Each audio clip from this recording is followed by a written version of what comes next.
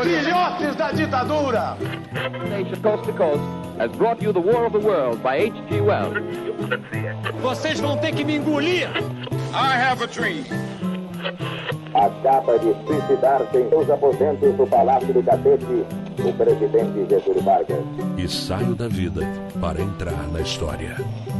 Esse é o Fronteiras no Tempo, um podcast de história.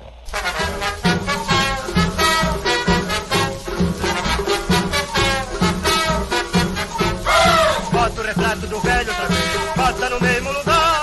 Bota o retrato do velho outra vez, bota no mesmo lugar. O sorriso do velhinho faz a gente trabalhar. O sorriso do velhinho faz a gente trabalhar. Olá, aqui quem fala é o CA. Oi, aqui quem fala é o Marcelo Berava. E você está ouvindo o Fronteiras no Tempo, um podcast de história. Beraba, tudo bem com você? Tudo ótimo, CA, tudo bem. E você? Estou bem e com um sentimento assim, um pouco nostálgico, um sentimento contraditório, pois chegamos na nossa último episódio da trilogia de 5 episódios sobre a Era Vargas. É o fim de uma jornada, né? Nós fomos lutar com o inimigo, destruímos o anel, estamos de volta. Exatamente, né? Lá e cá de volta outra vez. Lá e de volta outra vez. E estamos aqui, hoje vamos encerrar essa trilogia de 5 episódios. A partir do momento que a gente parou no último episódio lá, que era a Constituição de 46, vamos passar aí pelo governo do presidente general Eurico Gaspar Dutra, mas principalmente, né, C.A., o nosso personagem principal aqui da trilogia, que é o Vargas, né? Finalmente o retrato do velho volta pra lá, pra parede, né? Exatamente, na eleição de 1950, o Vargas assume dia 31 de agosto o governo, um governo muito complicado do ponto de vista de articulação política, de organização econômica, vai ser um governo muito conturbado e cujo final, você já sabe, né? Termina com o suicídio, um final trágico, né? Que é o suicídio de Getúlio Vargas quando ele sai da vida para entrar na história. Então, a gente vai passar por isso.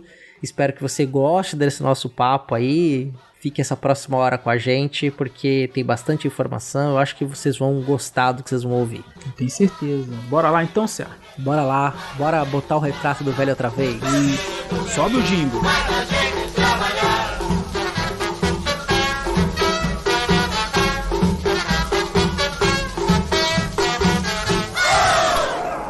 Trabalhadores do Brasil,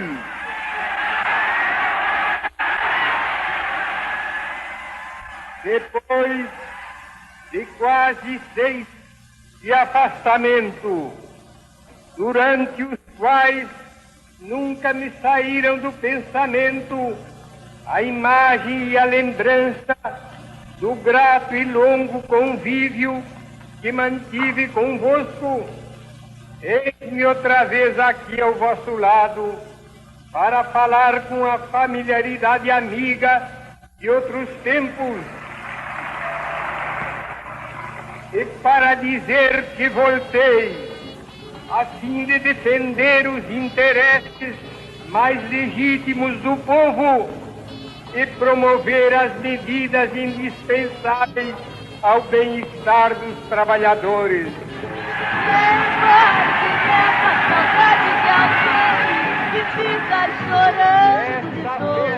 No último episódio da trilogia da Era Vargas, trilogia de 5 episódios da Era Vargas, não entre em pânico, nós vamos começar falando, né, do governo Dutra. No último episódio, nós falamos até a Assembleia Nacional Constituinte, que estabeleceu a nova Constituição Brasileira. Lembrando aí, retrospectivamente, tivemos uma quase Constituição em 23, uma Constituição que foi outorgada em 24, né? Então a primeira Constituição do Brasil de 1824.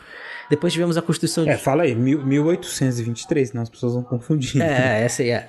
1824, a primeira Constituição do Brasil, né? A primeira Constituição de 1823 era a Constituição a Constituição da Mandioca. Exato, que o Dom Pedro I não estava curtindo muitos rumos do que estava tomando, ele mandou fechar. Acabou a Constituição da Mandioca. E aí, em 24 foi outorgada a primeira Constituição, que até hoje é de maior duração na história política do Brasil. Vai durar até 1891, quando a República instaura sua nova Constituição. Essa Constituição de 91 vai durar até 1934, quando o então governo provisório de Vargas estabelece uma nova Assembleia Nacional Constituinte. Essa Constituição, então, dura 3 anos, porque ainda no governo eleito indiretamente, Vargas dá um golpe dentro do golpe e cria o Estado Novo, criando para esse Estado Novo uma nova Constituição de 1937, que vai ficar em vigor até 1946, quando a Constituição desse período democrático, então, é aprovada pela Assembleia Nacional Constituinte. E é neste cenário que se inicia o governo Dutra. Isso, uma Constituição, como a gente disse lá no episódio 4 da trilogia de 5, era uma Constituição que garantia os direitos individuais dos cidadãos, liberdade de imprensa, de opinião, né? Tinha algumas limitações, mas no geral era bem aberta, assim, para a diversidade de posições políticas, né? Tanto que o governo Dutra, ele eleito, né, depois de toda a disputa com o Eduardo Gomes, o Brigadeiro, né, o governo Dutra ele começa no momento em que o próprio Partido Comunista está ali crescendo. Só que tinha um problema, né, Cia? O Partido Comunista estava crescendo e a Guerra Fria, nós estamos em 1946, 47, a Guerra Fria também estava tomando já os seus contornos claros, né, das disputas de blocos, do bloco capitalista, o bloco dos Estados Unidos da União Soviética, né? E a existência do Partido Comunista no Brasil, era o maior país da América Latina, era algo visto com preocupação pelo Tio Sam. Exatamente, né? Era uma preocupação de que pudesse ter influência comunista, soviética nos Estados Unidos do Brasil, seria ali, era receoso, né? Porque sabia-se de fato que tendo uma revolução comunista, por exemplo, no Brasil, muito provavelmente ela se espalharia pela América do Sul, por conta da influência, né, que o Brasil provocaria em seus vizinhos. Teremos a Ursal, né, Beraba? A Ursal estaria aí, né? A Ursal nasceu como ideia aí, mas não vingou, porque o Dutra, ele, usando assim uma expressão popular, né, ele resolveu lamber as botas do Tio Sam, assim, com gosto, se alinhou rapidamente aos Estados Unidos, né, aquela coisa maravilhosa, assim, continência para a bandeira dos Estados Unidos. Tô brincando, não sei se ele fez de verdade, mas ele era totalmente alinhado à política estadunidense, considerado aí por muito tempo o presidente brasileiro mais subserviente aos interesses estadunidenses de todos os tempos. Até há pouco tempo atrás ele era o mais subserviente, né? Sim. O mais lambe-botas dos Estados Unidos. Mas isso já não é mais, ele não é mais o mais subserviente, né? Tanto é que a expressão, né, alinhamento automático aos Estados Unidos surgiu nesse governo Dutra aí. Exato. Então ele, e aí é lógico, primeiro alvo, comunista, né? A paranoia comunista nessa época já era muito presente. Era antes, né? Desde os anos 30, desde a Revolução Russa. Depois o Ocidente já estava assombrando um fantasma, né? O fantasma do comunismo. Sim, lembrando que tivemos, então, uma tentativa de golpe ali, que foi conhecido como a Intentona, que é um nome pejorativo, liderada pelo Carlos Prestes, em 35. E depois, né, sem fundamentação real, né, foi criado o relatório Cohen, no qual dizia-se que judeus comunistas iam dar um golpe do Brasil. E isso, então, foi um dos facilitadores, vamos dizer assim, dos facilitadores para a instauração do Estado Novo, quer dizer, para formar uma ditadura oficial, vamos dizer assim, né? Oficializada como um governo ditatorial, né? A partir do Estado Novo. Isso. Como eu disse, o Partido Comunista ele cresceu, tinha muito apoio, grande número de deputados, apoio em muitas classes, né? Eu disse no último episódio, tinha vários famosos que eram do Partido Comunista, né? Então gente formadora de opinião, que tava assim, que aparecia cantores, artistas, né? E o Lacerda, que era muito popular, tinha uma aura de herói, assim, nacional, né? Nas classes trabalhadoras. Isso tudo despertava e fazia com que o Partido Comunista... Fez com que o Partido Comunista crescesse nas eleições, né? Ele era um partido grande. Projetava-se, então, um crescimento cada vez maior do Partido Comunista. No caso, o Prestes, né, Beraba? Você falou Lacerda, não é o Carlos Prestes, né? É outro Carlos, né? Acontece. É o Carlos Prestes. Luiz Carlos Prestes. Nossa, e eles são diametralmente opostos, né, cara? Carlos Lacerda agora se revirou no túmulo da Guarabara. Mas eu já disse no episódio, o Carlos Lacerda, ele apoiava o Prestes lá lá em 30 e poucos, né? Não vou lembrar, mas eles eram amiguinhos, eles racharam. Racharam não, o Lacerda apoiava o Prestes. Aí o Prestes, inclusive, tava ali, né? Então, atuando, fazendo o partido crescer junto aos sindicatos e tava com penetração, tava chegando lá como uma possível terceira, uma quarta força política. Se você pensar assim, PTB, PSD, UDN, né? E o Partido Comunista. O Partido Comunista do Brasil, né? Sim, o Partidão. Partidão. Mas aí entra greves, né, em 46, uma tentativa de intervenção do Ministério do Trabalho nos sindicatos, com repressão a trabalhadores, e a atuação do Partido Comunista na defesa desses grupos, né, na mobilização desses grupos trabalhistas, fazia com que crescesse esses rumores de uma intervenção, uma ação direta assim, da União Soviética tentando influenciar uma revolução aqui no Brasil, né? Aí tentaram, ações da imprensa também para fazer a imagem do Partido Comunista ficar ruim. Dizia-se até assim que era um partido antinacionalista, né, porque era um partido do estrangeiro, né, tentavam falar sobre isso, acusar, né, o Partido Comunista do Brasil de ser isso. Falavam que era Partido Comunista do Brasil, não era brasileiro, ou seja, era uma sucursal do Partido Comunista Soviético, ou seja, era um partido estrangeiro, né? Então, e toda a paranoia anticomunista, estava completa. Quem viveu no Brasil de 2010 em diante conhece toda a lenga-lenga da paranoia anticomunista. Toda ela é a mesma. Com a diferença grande que na época da Guerra Fria existia sim uma organização internacional dos partidos comunistas, conversas, né? A influência da União Soviética, a questão da Guerra Fria, tudo isso estava no palco de debates da política internacional e que poderia, então, dar algum fundamento para esse embate político aqui entre os comunistas, o Partido Comunista e os anticomunistas, eu vou dizer, porque anticomunistas tinha de todo jeito, mas principalmente, basicamente, conservadores. Aí, a partir de 2010, não faz o menor sentido. Não. Mas, né? Não, cara. Deus, né? O Brasil foi o governo socialista, né? Essas coisas assim que não tem fundamento teórico, prático, realidade nenhuma. Não tem nenhum contato com a realidade isso nos dias de hoje. Não tem nenhuma ameaça comunista. Existe, evidente, o Partido Comunista existe ainda. Muitas vertentes. Sim. Tem mais de um Partido Comunista, né? Tem o PCB e o PCdoB. São partidos completamente diferentes, né? Seguem diretrizes diferentes. Mas tem projetos políticos com qualquer outro partido. Sim. Mas assim, nenhum é uma ameaça, nunca foi uma ameaça a nada, a não ser, talvez, quem poderia assim, ter muito medo de um projeto político comunista seria alguém que se sentiria prejudicado por perder, sei lá, seus milhões, não sei. Talvez nesse sentido aí, mas não tem... Faz muito tempo que não existe essa ameaça, enquanto na realidade nunca foi, né, assim, uma ameaça, mas muito menos agora, que não tem mais o ambiente político internacional. Tem uma historinha do Prestes, né, que o Prestes ele foi entrevistado e aí ele disse assim, que se tivesse uma guerra entre o Brasil e a União Soviética e que os comunistas seriam contra a guerra, que seria uma guerra injusta, uma guerra ruim para o Brasil. Ele falou isso. Mas isso aí, na imprensa, né, aquele telefone sem fio virou aquela coisa assim, os comunistas são contra o Brasil. Se tiver uma guerra com a União Soviética, os comunistas vão estar a favor da União Soviética. Pronto, né, estava instalado o clima para que o Partido Comunista voltasse a ser ilegal no Brasil, né? A partir de maio de 47. 48, né? 48 eles proíbem o Partido Comunista do Brasil passa a ser ilegal, né? Vai para ilegalidade. Caçam os mandatos de todos os eleitos pelo Partido Comunista também, né?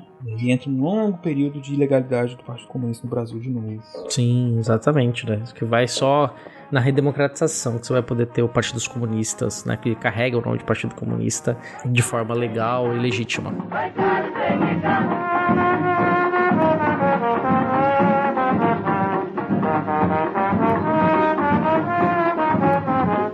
Mas aí o Dutra, né, aquele projeto dele de colocar o Brasil Acima de todos? Ou quer dizer... Diante... Não, é acima de todos. Não. Diante, né, ajoelhado assim, aos Estados Unidos, abre todas as portas para importação, né? Importação de cacareco, né? Sim. E aí começa uma liberação geral de importações, sobre a valorização do câmbio. Inclusive, essa abertura, né, e essa importação de itens supérfluos, vamos dizer assim, sem uma política muito clara, sem medir consequências ali de forma muito clara, basicamente destrói as reservas brasileiras, né? As reservas brasileiras em dólares, né, vão indo embora, elas vão liquefazendo, né? Inclusive, o próprio Vargas, né, vai se levantar contra isso. Embora o Vargas tenha sido um senador muito discreto e muitas vezes ausente, muitas licenças, né, sair de licença direto, ele vai se posicionar contrário a esse tipo de política, né? Você tem uma ala que começa a se posicionar muito contrário a esse tipo de ação e política econômica, e é a política econômica levada à frente pelo governo Dutra. Que vai gerando também uma crise econômica, né? Com inflação, pouco desenvolvimento da indústria nacional, né? Que levou o governo Dutra a buscar alternativas ainda em 48 também, com a criação do plano SALT, ficou muito conhecido, era o plano Saúde, Alimentação, Transporte e Energia, com previsão de investimentos públicos para fazer aumentar, então girar a economia nesses setores considerados fundamentais, né? Uhum. Apesar da ideia ser boa, já era 48, o plano não deu certo, né? Os investimentos nessas áreas, elas exigem planejamento, muito tempo, né? Uhum. São projetos políticos de longo prazo, né? Exatamente. E isso não aplacou a crise em 48. Porque a política anterior, nos 2 primeiros anos de governo, foi uma política de não intervenção nenhuma do Estado na economia, né? Congelar salários para evitar a alta inflacionária, que vinha ali desde o Estado Novo, né? E abriu completamente a ação do capital estrangeiro, sem muito controle, né? Sem muita taxação, Sim. inclusive, né? E isso, então, quando tentou se voltar atrás ali no SALT, a vaca já estava bem atolada no brejo. Outra marca do governo Dutra é a sua ação como defensor da moral, dos bons costumes e da família brasileira. Exatamente. A novidade. Você tem ali, é interessante isso, né? Porque nas primeiras décadas do século XX, pode dizer a primeira metade do século XX, ela é marcada fortemente por discursos moralistas ou moralizantes, né? Que entre eles, por exemplo, vão criminalizar o uso de várias substâncias que eram então recreativas, né? Tem até uma historicidade bem interessante sobre a proibição da cocaína, a maconha, o álcool, que vai ser a política da tolerância zero contra o álcool. Sim. Essa é a trilha sonora que o Adriano vai pôr no fundo aí quando você fala as crianças recreativas que foram proibidas. E aí eles colocam, né? Nos Estados Unidos chega a radicalização, né? A lei seca, né? De proibição total do álcool. E era um discurso muito poderoso, né? E o que o Dutra vai fazer em 46? Já havia proibição de... O álcool eles não proíbem no Brasil. Eles vão proibir outras substâncias, né? Que até hoje são substâncias ilícitas. Exato. Mas ele vai proibir, Beraba, os chamados jogos de azar. Exato. Então tinha aquela história lá com a mulher dele, a esposa dele, né? Dona Santinha, né? Rezava muito assim para que o Brasil fosse liberto das garras do demônio. Tô sendo irônico, tá, gente? Mas sim, eles eram muito, muito religiosos, muito católicos, né? Tanto ele quanto... Enfim, e era um perfil deles, né? E aí um dos decretos dele, o decreto acabou com os cassinos, que seria então um antro de imoralidade, né? Mas que gerava turismo, 40 mil empregos, tinha alguns grandes cassinos no Brasil, cidades que giravam em torno do turismo gerado por esses cassinos. Foi uma das marcas aí do governo Dutra, o combate a defesa da moral, né? O que ele considerava então, a moral e os bons costumes do brasileiro, que culminou na destruição deste ramo, né? Dos jogos. Que, na verdade, acabou passando tudo para clandestinidade, virou um crime organizado depois, né? Sim, exatamente. Então não adiantou nada. Como aconteceu com as drogas. Sim. Convenhamos, né? Sim, exatamente. Então, saíram do uso recreativo para virar uma indústria paralela. Tá aí. E todo ano a gente dá parabéns às drogas, porque todo ano elas vencem a guerra às drogas. Todo ano. Sim. Que é impossível. Enfim, esse é outro assunto. Mas a gente tem, como disse, uma historicidade sobre isso. Muito interessante, que a gente deixa o link. Tem umas discussões muito boas sendo feitas, com cada vez mais evidências, né, de que tais medidas não surtiram o efeito desejado, né? Surtiram um efeito que é o aumento da população carcerária. Exatamente. Fecha parênteses, voltando para o Dutra. Voltando pro assunto, Bom, e acabou o governo Dutra, começa... Não acabou não, né? Ainda não, né? Aqui no Brasil é assim, quando começa a eleição, chega perto da eleição, né? Vai acabando o governo. O governo fica só lá, né? O governo fica em stand-by, esperando assim, bom... Falta um ano pra eleição, então acabou o governo, vamos falar só de eleição. Tem governo que começa a fazer isso desde o primeiro dia do mandato, né? Tem governo que só fala disso. Só fala disso. O negócio dele é eleição. Reeleição, acabou de Eleição. assumir, não mostrou serviço ainda e já tá falando de reeleição. O cara já manda fazer boné, dizendo que vai ficar até 8, 16 anos no governo, enfim. Camiseta, e tá aí, né? Eleição. Chegou a eleição de 50, e aí, né, tem um jingle famoso, né? Bota o retrato do velho outra vez, bota no mesmo lugar. Bota o retrato do velho outra vez, bota no mesmo lugar. O sorriso do velhinho faz a gente trabalhar. O sorriso do velhinho. Não é sorriso, não é isso. É o sorriso do velhinho. Faz a gente trabalhar. E bota o retrato do velho. O Adriano bota pra tocar melhor aí. Melhor que eu cantando, né? Sua versão. A minha versão foi meio João Gilberto, na violenta, assim, no violãozinho. É uma marchinha. É uma marchinha mais agitada, né? Bota o retrato do velho outra vez. Bota no mesmo lugar. Foi meio bossa nova, mas a gente não chegou na bossa nova. A bossa nova é depois. Tem o presidente e o bossa nova, inclusive. Quem sabe, na Beraba, proximamente eu posso falar dele. Exato.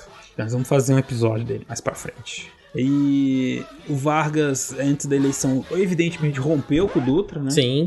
Pela política, como disse o CA, por causa da política econômica. O aumento da dívida externa, né? E desde o começo, né? Ele não queria muito que fosse o Dutra. Ele não queria ninguém, ele queria ele.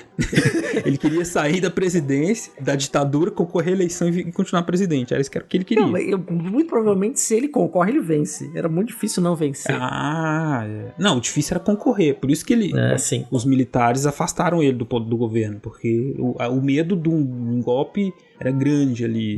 Grande assim, ele tinha como mobilizar a população, né? Sim. E aí não tinha muito o que fazer, né? Ele caiu, depois voltou nos braços do povo. A campanha em 49 tinha como slogan: ele voltará, né? Olha que coisa mais... né? O Messias, né? O herói voltando, né? Aquela questão, né? Do pai dos pobres, né? Aquele que governa pelos trabalhadores. Lembrando que é aquilo que a gente disse no último episódio, mas pra quem não ouviu, né? A imagem do Vargas estava bem trabalhada, 10 anos, né, de propaganda oficial do governo. Ou mais, né, de 10 anos. Sim. De um departamento de propaganda que basicamente falava para as pessoas todo dia: olha, o Vargas é o pai. O pai tá on, né? E era uma propaganda muito forte, né? Que durante muito tempo não se podia falar mal dele. Durante o Estado Novo não se falava mal do governo, ainda mais do Vargas. A iconografia, vários cartazes. Tem cartazes maravilhosos, assim, uma estética bem interessante. Que o Vargas aparecia como o grande provedor das benesses, ou como quem estava por trás de tudo, né? Quer dizer, então você tem todo um imaginário popular em torno dessa figura somado ao próprio carisma do Vargas, né? O Vargas era um político muito carismático, né? Muito capaz de mobilizar, de negociar, de uma inteligência ímpar, né? Então ele conseguia fazer isso tudo, quer dizer, além disso, ainda teve toda uma propaganda massiva para a construção da imagem de Getúlio Dornelles Vargas. Isso, o nosso fascista verde e amarelo. Não, mas a gente falou disso lá pra trás, essa aproximação com o fascismo, uma discussão mais profunda que isso. Tô sendo superficial, brincando. O Getúlio Vargas era muito mais... Ele era autoritário, né? Obviamente, a gente não pode tirar o caráter autoritário do Vargas. Ele era autoritário, centralizador. Mas muito pragmático também, né? Então, ele nunca se agarrava apenas a um lado ideológico, vamos dizer assim, a um fechado a uma ideologia ou uma convicção que não fosse render frutos políticos e práticos para ele, né? A convicção dele era ele, a ideologia dele era ele. Sim. Né? Então, autoritário, né? Autoritário. Mas ele, em 49, tinha todo o apoio da população, né? Ele fez um projeto, investiu no que ele considerava assim, ser o projeto com maior apelo eleitoral, mas que também poderia trazer frutos para ele, né? Que é a continuação do projeto nacionalista e industrializante, acompanhado do desenvolvimento de políticas públicas de bem-estar social. social para atender os trabalhadores. Quer dizer, era uma reedição, né, daquela ideia da política de importações, da produção nacional, da instalação da siderurgia, de um desenvolvimento nacional mais independente, inclusive em termos também de política externa, né? Então isso é muito importante. Isso. O que, né, num contexto de Guerra Fria, ele começa a falar assim de nacionalismo, indústria, uma autonomia no cenário internacional. Ele vai ganhando inimigos. Ele não vai ter a simpatia dos comunistas, porque, evidente, simpatia total, né, pelo menos. Evidente, ele não é comunista, não se aliará ao bloco soviético nem ao bloco estadunidense. Então ele tá ali, é uma aposta arriscada, mas que conquista a simpatia de muita gente. Tem muitos grupos que já desde os anos 30 estão advogando por essa ideia, né, do desenvolvimento nacional, autônomo, independência econômica, indústria de base. Então esse grupo tá atrás do Vargas, né? É um projeto que é maior que o Vargas, mas que ele foi encampado pelo Vargas justamente porque ele foi o presidente nesse período em que esses grupos mais estiveram ativos, né? E aí ele virou o projeto dele, o projeto Vargas, Nacional Desenvolvimentista. Exatamente.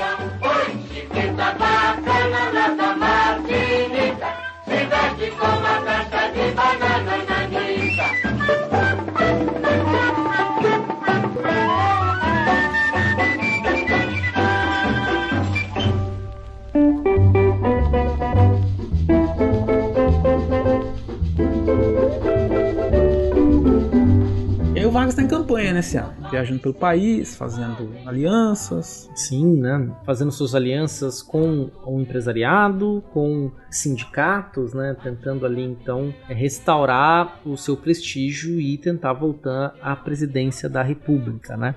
E aí com as marchinhas, as suas campanhas, o Vargas já mais idoso, né? Já um Vargas mais velho, né? 20 anos depois que ele assumiu o poder pela primeira vez com a Revolução /Golpe de 30, então ele, ao migrar pelo Brasil, ele vai recosturando, né, as suas alianças. Lembrando que o Vargas não sai do cenário político, né? Ele sai da presidência da República, mas continua no espaço político e consegue aliança com o segundo partido mais importante, que é o PSD, e em algumas regiões do Brasil ele consegue se unir até com rivais da UDN, que era políticos rivais a ele. Você pega, por exemplo, a família do Gilberto Freire, era uma família que tinha muito poder e que foi destituída em 1930, e outras famílias também próximas à família do Gilberto Freire, mas que a família Freire não necessariamente apoia o Vargas em 50, mas outros grupos políticos lá de Pernambuco vão apoiar o Vargas nessa campanha presidencial de 1950. Ele vai fazendo o que ele fazia melhor nessa negociação política, de acordo com a região. O Brasil é muito diferente, então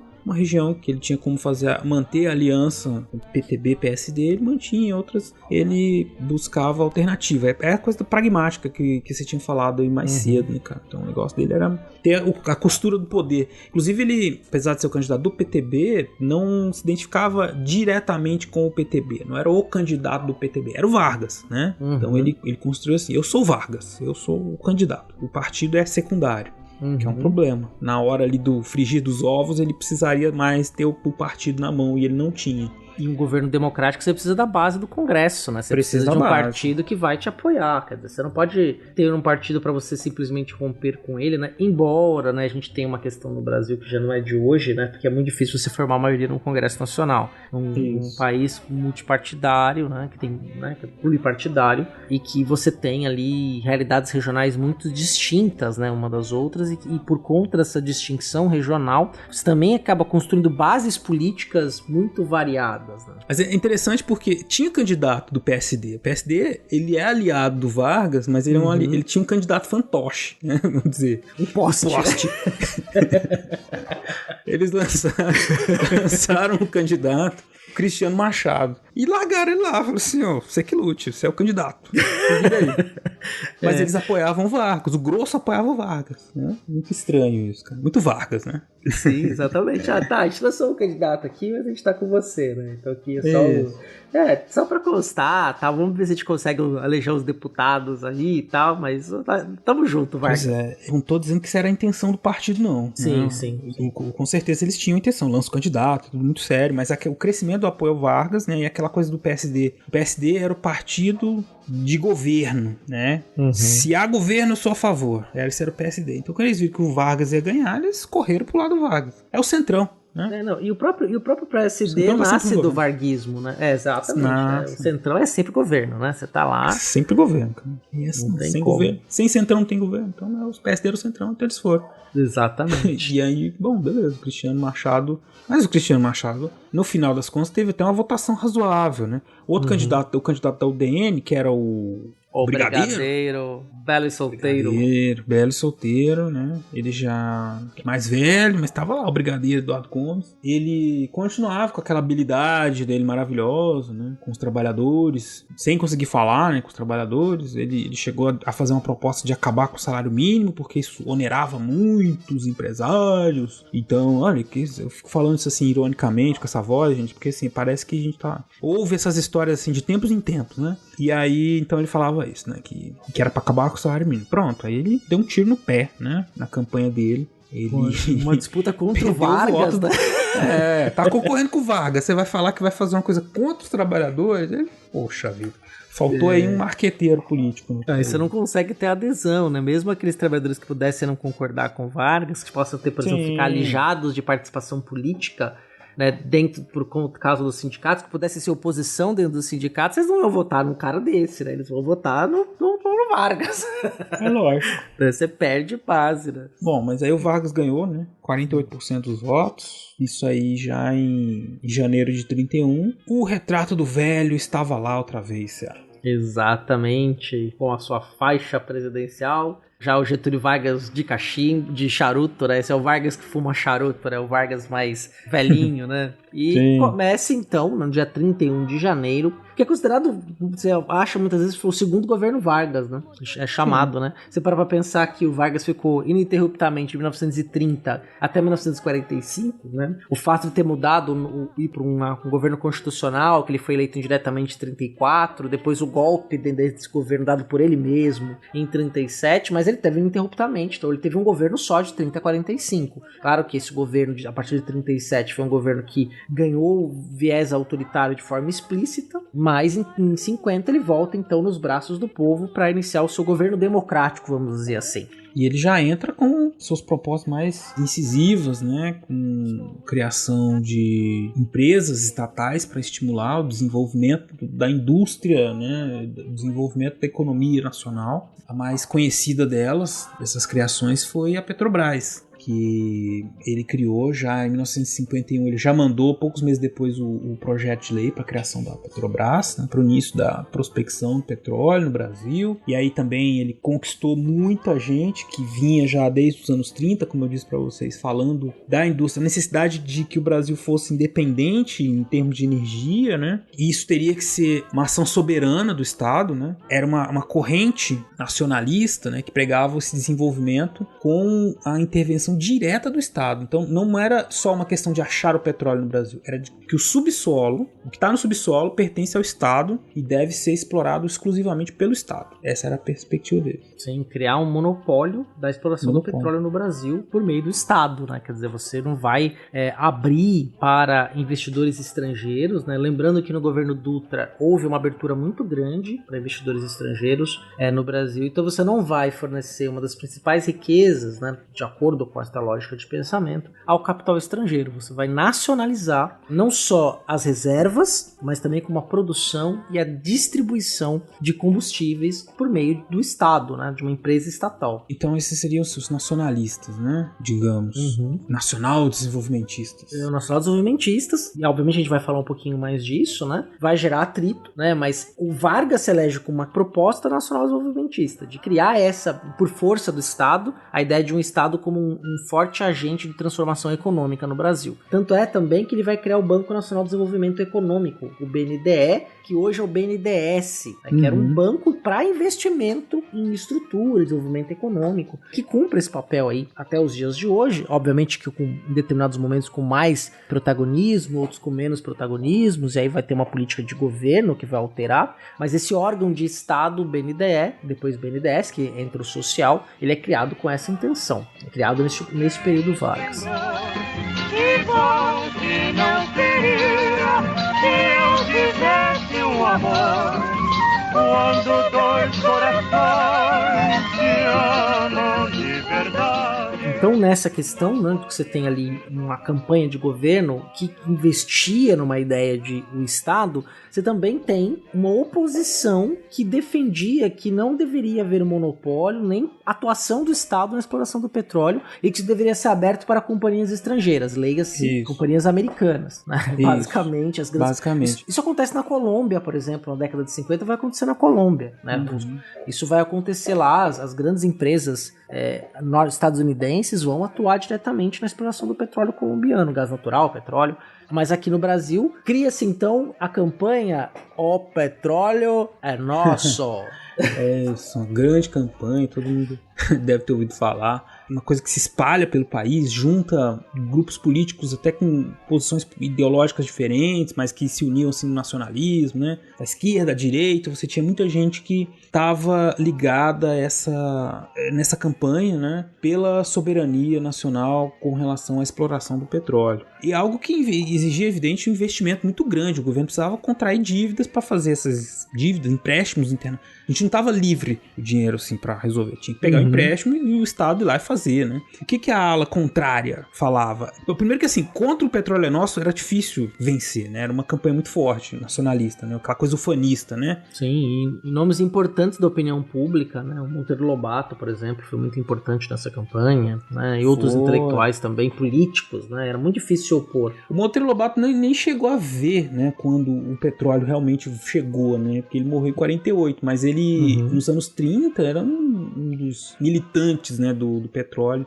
Eu até tenho uma história curiosa com isso, porque esse livro do Poço de Visconde eu li, eu estava no 8º ano, a 7ª série na época, e aí a gente saiu pela escola procurando petróleo, porque ensinava lá, o Visconde ensinava onde que podia ter petróleo, que não podia, né, que Marcelo, pequeno nerd, coitado. Enfim.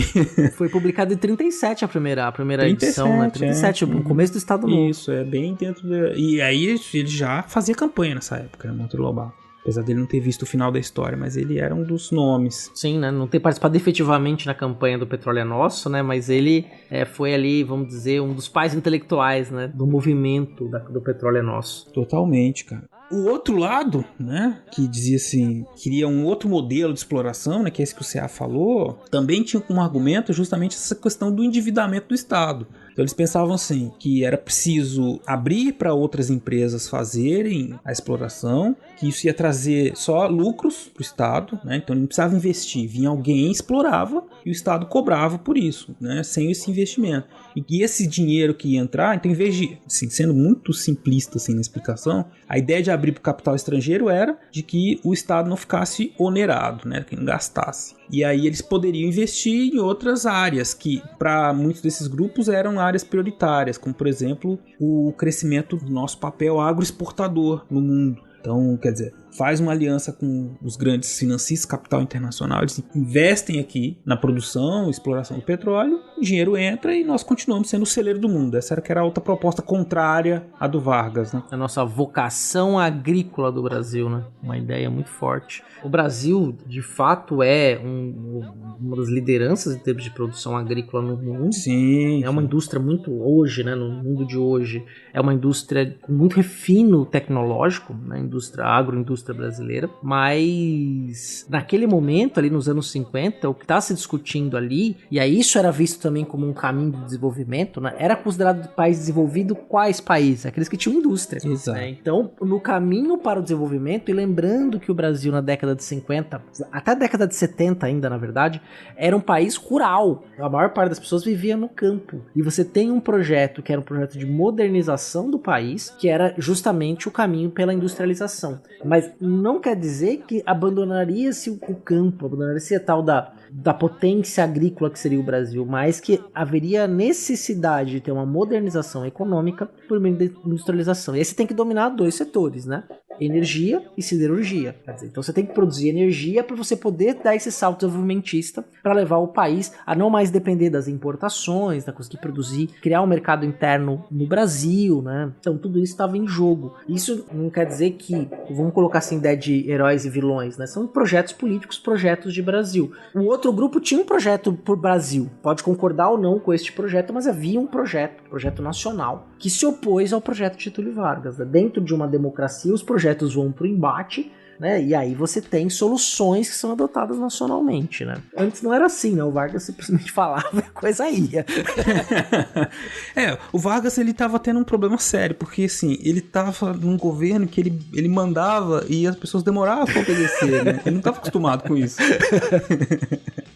Aí ele falou assim, e agora, né? O que eu faço? Porque tinha que negociar com o Congresso, e é aquela que a gente falou, ele foi com o PTB, mas foi sozinho. E aí o PTB foi cobrar a fatura, né? E aí, nós somos parte do governo, como é que vai funcionar? E ele, naquela coisa autocrática dele, né? E aí foi ficando difícil a situação pra ele. Era um presidente que não estava acostumado com a democracia, né? Um personagem autoritário. Sim, se vocês lembrarem de um dos episódios, até em cartilha dizia que a democracia estava nele, na época do Estado Novo, porque ele era o representante legítimo do povo. Por isso ele era a democracia. Eu sou a democracia, exatamente.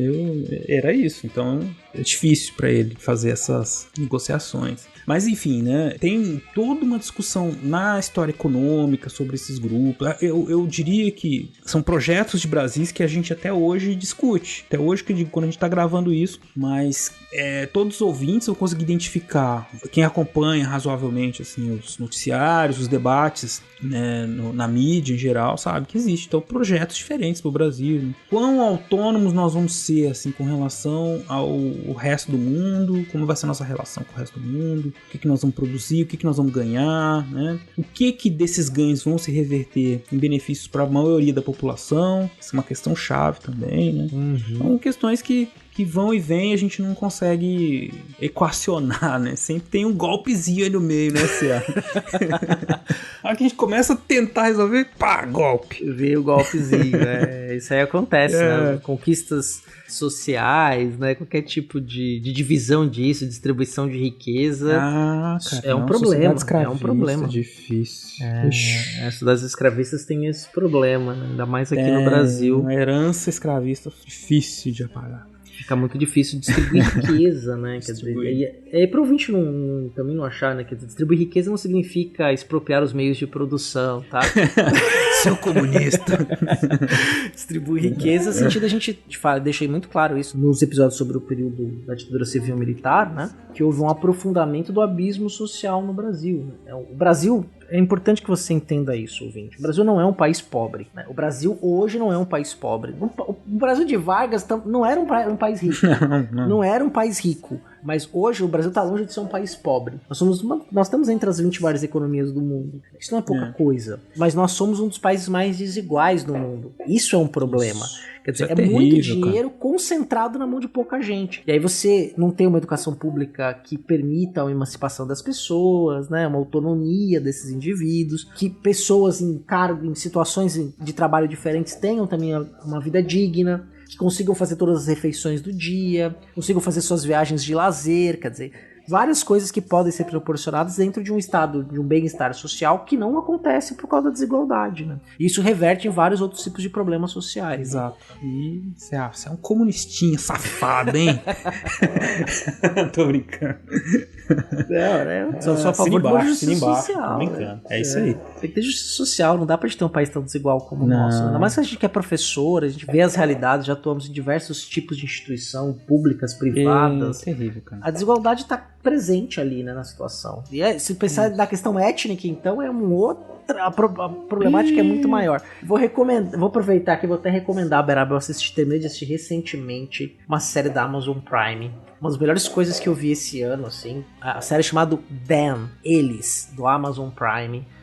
É muito bom, cara, assim, ela fala muito de uma questão dos Estados Unidos, né, mas assim, ela dá pra trazer a reflexão pra cá a partir da série. É fantástica mesmo, recomendo, Dan, Eles. Vamos acabar esse episódio que eu vou assistir então. Recomendo aí. Estamos datando o episódio, né, de certa forma, quando a gente grava, mas não tem problema. É pro stream. Se você tá ouvindo isso aqui daqui 10 anos, torça pra essa série estar disponível no catálogo ainda. Né? Talvez no YouTube esse episódio chegue só talvez em 2022, vai saber. A coisa tá bem atrasada por lá. Inclusive, Beraba, vou aproveitar que a gente fez uma brincadeira, deu uma pausa aqui e tal. Tem uma coisa que é interessante, né? A gente tem planos de expansão do Fronteiras, até para ter mais episódios dentro de um mês, entre outras coisas. E para isso acontecer, a gente gostaria de contar com o teu apoio, que você se tornasse nossa madrinha ou nosso padrinho dentro do nosso financiamento coletivo. E como é que faz para se tornar nossa madrinha ou nosso padrinho, Beraba? Muito fácil. Basta você ir no site padrim.com.br/Fronteiras no Tempo. Lá vocês vão encontrar todas as categorias de apoio de R$ 1 a R$ 50.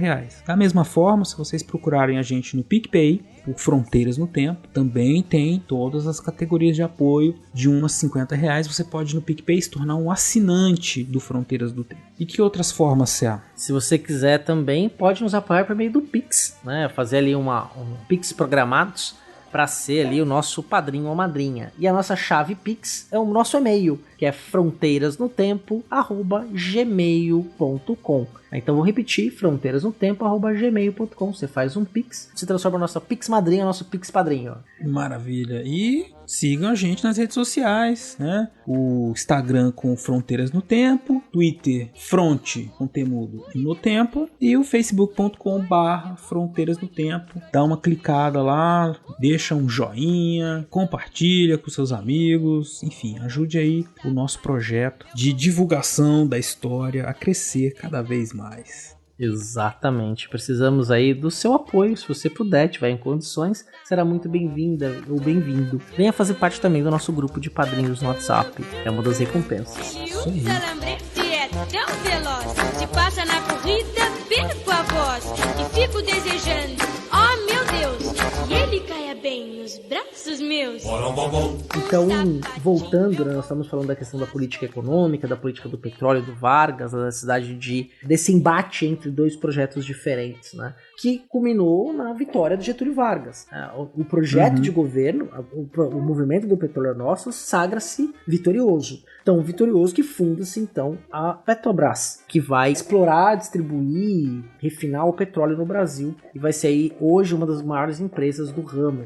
E que se mostrou, né, apesar do Vargas não ter visto também, né, ele morreu antes, visto assim o grande crescimento, a importância que a Petrobras teve para o desenvolvimento do país, né, é inegável que ela foi uma jogada muito importante na segunda metade do século XX para o desenvolvimento nacional, considerando aí todos os investimentos que foram feitos e as possibilidades que ela abriu para o país de maneira geral, né. Mas, como eu disse, né, o Vargas não chegou a colher esses frutos porque investimento em indústria de base, infraestrutura, demora muito para ter efeito. Inclusive, esse é um dos problemas que se reclama muito da nossa cultura política, né, que os nossos políticos, em geral, eles têm pouco apreço por projetos de média e longa duração, né, Cé?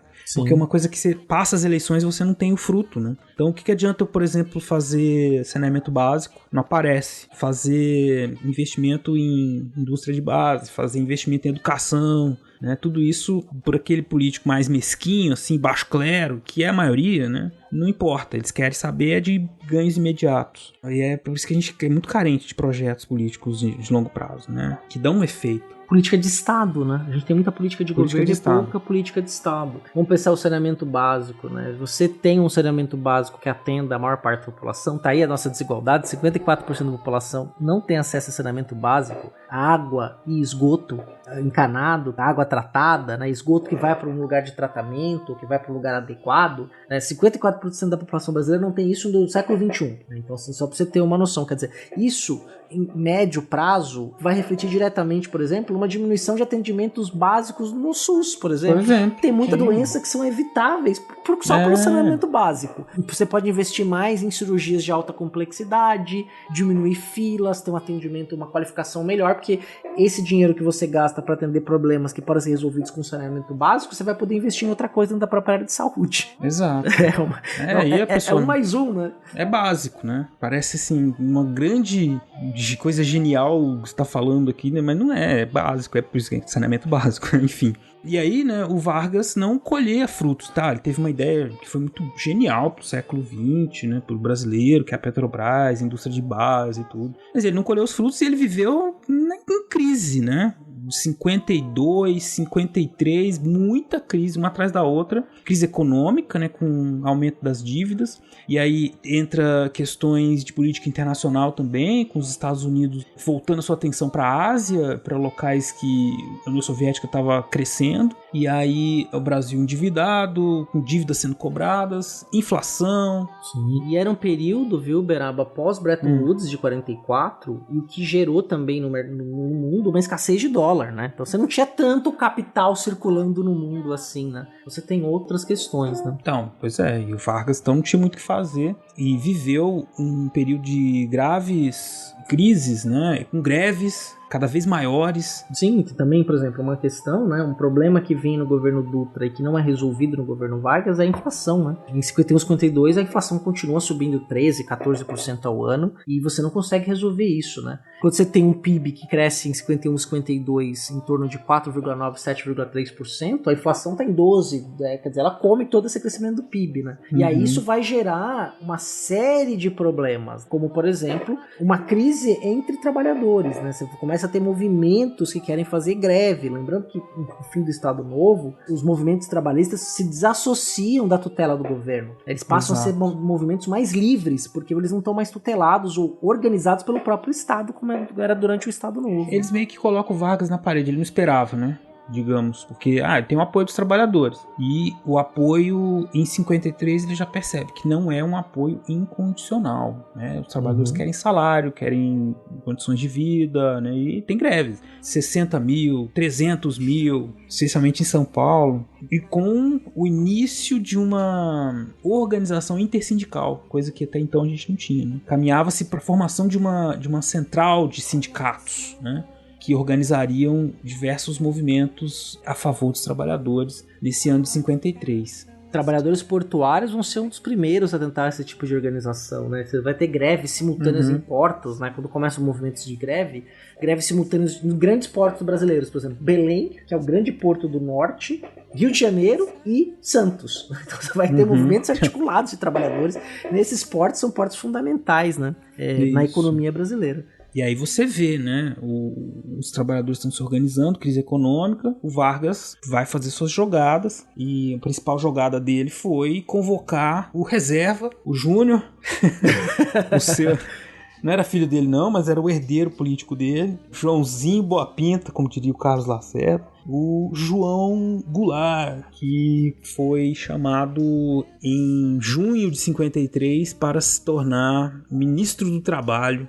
O jovem João Goulart, né, o Jango, como ele gostava de ser chamado, de 35 anos. Mas já era um político experiente, já tinha sido eleito algumas vezes, e ele tinha um trânsito muito bom entre os trabalhadores sindicalizados, né, ou mesmo não sindicalizados. Ele era um político muito carismático, tinha trânsito com trabalhadores. A gente pode dizer que a entrada do Jango, né, quem fala isso é a Ângela de Castro Gomes, né, dá uma turbinada no trabalhismo do Vargas. Quer dizer, o Vargas estava perdendo uma base de apoio muito importante, que eram os trabalhadores, sobretudo os trabalhadores sindicalizados. E aí, quando ele traz o João Goulart, o João Goulart dá uma turbinada nessa relação. Então, eu mencionei, tinha uma grande greve de trabalhadores do Porto, de Belém, do Rio de Janeiro e de Santos. Em 9 dias, o João Goulart, por meio de negociação, conseguiu desmantelar a greve, já como mostra de que ele teria ali um sucesso muito importante dentro dessa relação. E o João Goulart vem num momento de reformulação ministerial do governo Vargas, né? O governo Vargas começa ali com o ministério, e é muito comum acontecer reformas ministeriais no decorrer do governo. Na nossa história recente a gente vê isso de forma muito natural. Talvez na década de 20 a gente está sendo meio diferente essa questão, mas em épocas normais reformas ministeriais não eram assim um absurdo completo, né? É normal, porque você vai fazer a recomposição das forças políticas, né? Sim. Eu acho que não é pra gente estranhar da democracia isso. As pessoas vêm e vão, estão conversando, estão negociando. É assim. Depende do que elas estão negociando, essa que é a questão. Quais são os interesses por trás? Esse que é o problema. Que muitas vezes as pessoas acham que a política é um negócio sujo, que é terrível e tal. Não, não é. É importante, tudo tem política. A questão é quais são os princípios que vão reger essas negociações. Enfim, hoje a gente tá muito professoral, né? A gente tá explicando todos assim, os princípios. E a gente talvez seja sempre assim, não sei.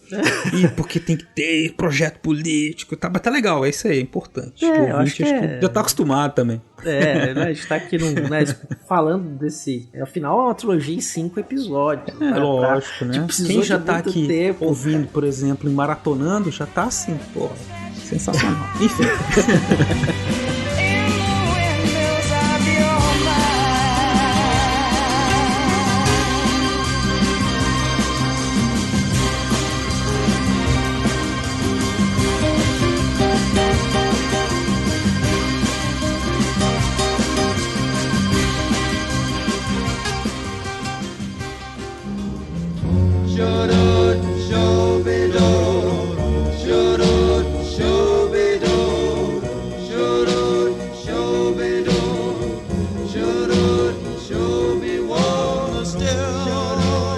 Mas outro traço importante do Jango é que o Vargas passou, assim, o bastão, né? Em vida. Passou o bastão pro Jango. E ele falou pros trabalhadores. O Jango pode... Tudo que o Jango falar é como se eu estivesse falando. O Jango sou eu. Fala com o Jango que ele resolve. Tudo que ele prometer, sou eu falando. E isso passa um pouco dessa aura. Ele era efetivamente o herdeiro, né, do Vargas. E quando a gente falar da questão militar, Beraba, que vai ser em breve, que nós entrarmos na questão militar, vocês vão perceber qual era o grande problema do João Goulart ter se tornado presidente em 1961. E isso vai ser um problema muito sério, né? Porque o governo Vargas de 50 vai ter muitos problemas de apoio político junto aos militares. E a gente não pode esquecer um detalhe, né? Pelo menos até o período de redemocratização no Brasil, com a Constituição de 88, né? A eleição de 85 indireta, a Constituição de 88 e a eleição direta em 89.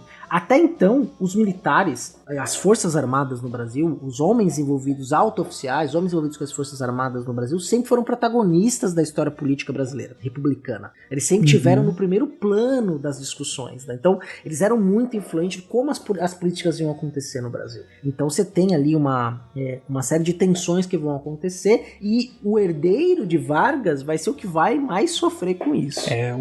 Antes da gente entrar exatamente nesse assunto, que eu quero que você fale um pouco mais sobre ele já, tem essa questão, o Jânio, a imagem dele colada no Vargas, e ele passa a ser o alvo das críticas da imprensa, né? O próprio Lacerda, no seu jornal, passa então a atacar diretamente o João Goulart, fazendo inclusive gozação com o fato de ele ser jovem, bonitão, né? Dizia que ele então não era digno de respeito, que devia voltar pro cabaré, que só servia pra dançar tango, né? Ele ficava naquele estilo Lacerda, né? De ofender e criticar ao mesmo tempo.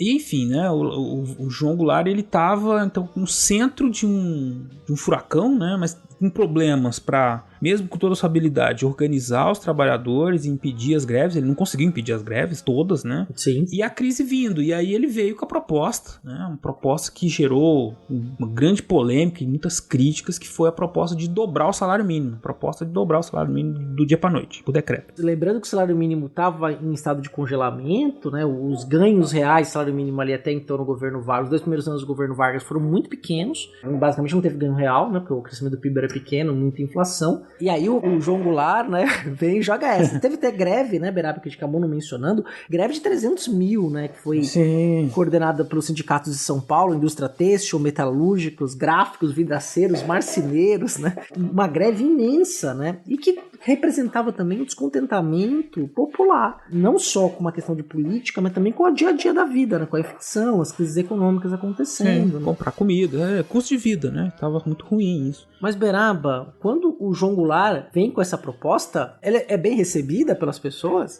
Vamos dobrar o salário, vamos dobrar a meta?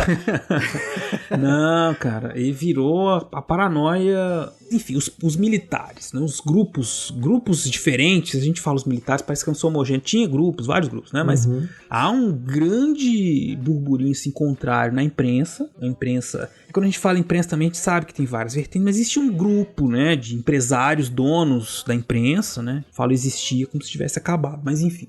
E eles, né, tinham suas posições políticas e colocavam isso nos jornais, e aí então muita gente criticando, João Goulart vai criar uma república sindicalista nesse país, que é um absurdo. O Vargas vai criar a república sindicalista, né? Isso, com essa proposta do Vargas. Não podia de jeito nenhum, e aí veio os militares especialmente 42 coronéis e 39 tenentes coronéis, fizeram uma carta, né? Carta de repúdio. De repúdio, né? Mas, mas uma ameaça, né? Militar tem arma, tem tudo. Eles não têm, assim, carta de repúdio. Eles é ameaça, né? O tom era de sedição, de insubordinação ao governo. Inclusive, golpista. Inclusive, vários das pessoas que assinaram essa carta estavam no grupo dos golpistas que atuaram em 1964. Então, eles eram já, desde essa época, inclusive um dos redatores foi o Golbery Couto Silva, um dos personagens principais. Essa figura fundamental para entender o Brasil dos militares, né?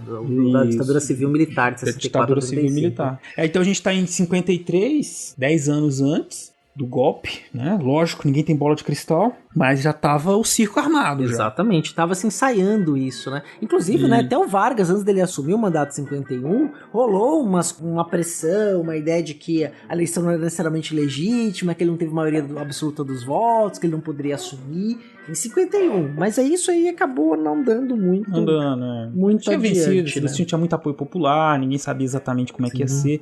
Nesse momento, 53, a imagem dele já tá um pouco corroída pela crise, pela falta de articulação política no Congresso, né? Então ele não tinha mais ele não tinha um grupo lá, né, que atuasse. Então ele tinha muita dificuldade para aprovar as suas medidas, né, de contenção da crise. E aí no meio dessa crise militar, né, essa ameaça de insurreição, se fosse levada a cabo o aumento do salário mínimo, Vargas achou a solução tradicional dele, né? Ele demitiu o João Goulart e demitiu o comandante do exército. E aí depois ele dobrou a aposta. Que ele fez o quê? Ele foi falar aos trabalhadores e disse, abre aspas, ele foi, antes de falar aos trabalhadores, ele foi, aumentou o salário mínimo e foi falar com os trabalhadores. Disse assim: como cidadãos, a vossa vontade pesará nas urnas. Como classe, podeis imprimir o vosso sufrágio à força decisória do número. Constituís a maioria. Hoje estáis no governo. Amanhã sereis o governo. Então, olha, quando ele fala essa frase, ele tá pondo lenha na fogueira ali, né? Primeiro comunista! Que se você ler essa frase assim, solta aqui, ele tá dizendo, olha, vocês têm peso, vocês trabalhadores, vocês que votam, vocês são a maioria, o governo é de vocês. Aquela paranoia da República Sindicalista vira realidade. Fala, tá vendo? Olha aí, ó. E aí, quer dizer, ninguém necessariamente falava que o Vargas ia dar um golpe comunista, né? Mas sim que ele talvez pudesse instaurar uma ditadura baseada na sua política de sindicatos. Né? Também com os sindicatos dando base popular para esse governo. Né? Exatamente. Então já tinha aí o tempero, né? Para atiçar mais ainda as disputas com a oposição. E assim, só para você ter uma ideia, a gente tá falando dessa crise, né? Mas vai deixar a indicação de uns textos no post que vão tratar essa questão econômica de forma muito mais detalhada, né? Você tem uma questão que é o déficit público, a questão cambial, a própria atuação dos outros ministros como Oswaldo Aranha, política de importação, de tentativa de superação da inflação, de crescimento sem gerar mais inflação. Quer dizer, você tem todo um contexto político brasileiro. Tem um livro que eu gosto bastante, eu vou até falar dele aqui, que é o Economia Brasileira Contemporânea, foi organizado pelo Fábio Giambiadi, o André Vilela e outros, né? A Lavínia Barros de Castro e a Jennifer Herman, são 4 autores que escrevem os textos, né? E que tem o livro abre sobre a questão da política econômica de 45 a 55. Né? Então passa pelo governo Dutra, entra no governo Vargas, que é o primeiro capítulo, muito rico a ideia, né? E vai trazer em detalhes cada uma dessas etapas. Vai ter a indicação aí, depois se alguém quiser ler, vai estar no post essa indicação, nas referências do material adicional. Recomendo, assim, é muito bom. Né? O livro da editora Elsevier, ele é gratuito, você consegue encontrar ele na internet, e não é pirata, ele é feito para isso mesmo. E você pode ter acesso a esses textos. Esse texto aí, para quem se interessa em aprofundar o conhecimento econômico, é muito recomendado. Exatamente. Aqui é informação, Céu. Exatamente, porque se a gente começar a falar dos números e tudo, né, da questão do déficit primário, já vai né? longe, calma. E aí a política, se entrar de fato, seria um episódio só sobre a política econômica, né? A gente tá querendo lidar também com outros elementos, né?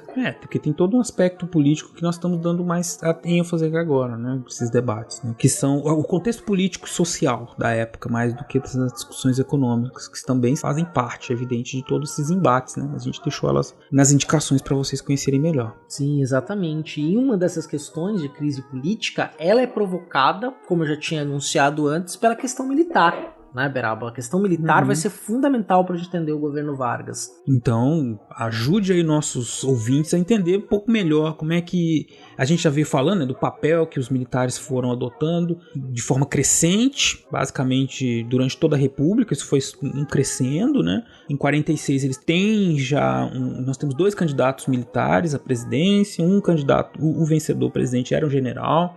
Depois nós tivemos uma presença constante, né, desses grupos militares dentro ou circulando, né, em volta do governo, como uma entidade autônoma, independente do governo. Se a gente parar para pensar, por exemplo, a própria estruturação do governo Vargas de 30 a 45 só foi possível porque ele tinha os militares ao seu lado. Você pega o próprio movimento tenentista que foi incorporado dentro... O Vargas, de certa forma, incorporou ideais desse movimento tenentista. Depois esse cara colocou alguns desses tenentes de lado, trouxe outros altos oficiais, né? Quer dizer, então você tem ali gente importante dentro do governo Vargas de 40 a 45 que eram militares. Só que, caminhando ao final do governo Vargas, né, você tem ali, então, os militares que passam, então, a ter alas diferentes e que vão uma dessas alas vai se opor ao governo. Tanto é que, apesar do Dutra ter feito uma política contrária do que o Vargas lançou, mas ele veio meio na esteira de um candidato que era uma continuidade. Porque ele foi ministro da guerra do governo Vargas. Embora a gente vai ver que depois que não foi tão continuidade assim. E o candidato anti-Vargas era o brigadeiro Eduardo Gomes. Ou seja, a gente tem duas questões, né? A gente pode falar que tem duas alas desses militares. Estamos falando das Forças Armadas como um todo, né? Marinha, Aeronáutica e Exército. O Exército com mais protagonismo do ponto de vista político. Eram os chamados nacionalistas. Nacionalistas, então, que tendiam ou tinham um apoio à política do Vargas, do nacional-desenvolvimentismo, que concordavam com a discussão de você nacionalizar as jazidas de petróleo, que era uma discussão que vem desde a Primeira República. Antes dos anos 30, essa discussão já existia nos debates nacionais, e tinha também a ala chamada democrática, que era chamada de entreguista pelos opositores, né? Os nacionalistas chamavam os democráticos de entreguistas. O primeiro embate entre essas duas alas envolveu a Guerra da Coreia, que aconteceu entre 1950 e 53. Os nacionalistas defendiam que, olha, o Brasil tem que ficar neutro, não deve entrar nessa discussão. E também havia uma perspectiva, do ponto de vista econômico, de que a Guerra das Coreias pudesse gerar algum certo tipo de benefício ou investimento de capital para exportação de alimentos, ou até mesmo a preocupação desse conflito escalar e virar mundial. Então você tinha os nacionalistas que tendiam ali, concordavam com Vargas nesse momento, que não vamos intervir, não vamos entrar nessa guerra, a gente vai ficar neutro. E os democráticos diziam que o Brasil deveria se alinhar automaticamente aos Estados Unidos nessa guerra, para lutar contra os comunistas. Acontece que você tem uma instituição no Brasil, que hoje é uma instituição importante, mas longe do que ela já foi, que é o Clube Militar, né? O Clube Militar, ele era um lugar onde as discussões políticas dos militares eram resolvidas, ou eram colocadas como... A proposição política passava pelo Clube Militar, para ficar mais claro. Então, a ala dos nacionalistas foi derrotada pela chapa, eram duas chapas que estavam concorrendo à direção do Clube Militar. A ala dos chamados nacionalistas contra a Cruzada Democrática. Então, a Cruzada Democrática vence essas eleições internas com 65% dos votos. E essa ala da Cruzada Democrática, ela foi o tempo todo oposição ao Vargas. Então você tem um problema de substituição de comandante de forças armadas. Essa questão vai ser muito importante para a gente entender, inclusive, o desfecho do governo Vargas. Então, durante esses 4 anos de governo, 4 anos incompletos de governo Vargas, a pressão exercida pelos militares, inclusive de oposição a políticas econômicas ou mesmo política externa do Vargas, foi muito forte. Especialmente a pressão contra o João Goulart. O João Goulart cai, ele é demitido por conta de pressão, como o Beraba muito bem colocou, dos militares. Exato. Que pertenciam a essa ala que defendia o quê? Uma abertura do capital, né, que não necessariamente defendia uma estatização do petróleo. E um detalhe, a Petrobras foi criada em outubro de 53, né? Quer dizer, as discussões começam ali no começo do governo, e só em 53, em outubro de 53, que a Petrobras é finalmente fundada, né? Então, houve um processo de 2 anos de discussão, negociação, e os militares também se viram derrotados. Essa ala da Cruzada Democrática se viu derrotada. E é uma coisa importante, né? Não existia uniformidade entre os militares. Depois do golpe, eles vão acabar com um pensamento divergente dentro da corporação, né? Isso vai se vão prender, exilar, torturar militares com outras vertentes de esquerda, outras vertentes discordantes da linha principal, mas nesse período havia ali, de certa forma, efervescência de ideias, com alas muito bem definidas, mas que eram alas que pensavam politicamente diferentes, né?